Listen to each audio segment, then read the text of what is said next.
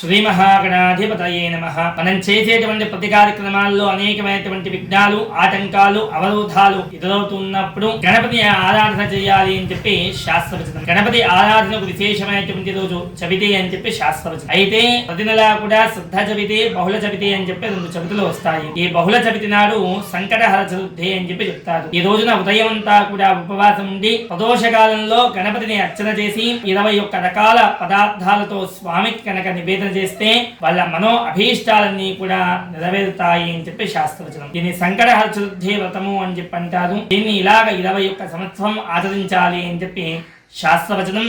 మొదటి సంవత్సరం ఆచరించేటువంటి వాళ్ళు దీన్ని ప్రారంభంగా శ్రావణ బహుళ చతుర్థి నాడు ఈ యొక్క వ్రతాన్ని ప్రారంభం చేయాలి. ఈ ప్రారంభం చేసిన మొదలు ప్రతి మాసము కూడా ఈ యొక్క వ్రతాన్ని ఆచరించడం చేత సకల శ్రేయస్సులు కలిగి వారు ఆచరించేటువంటి కార్యక్రమాల్లో విఘ్నాలన్నీ కూడా తొలగిపోతాయి అని చెప్పి శాస్త్రవచనం.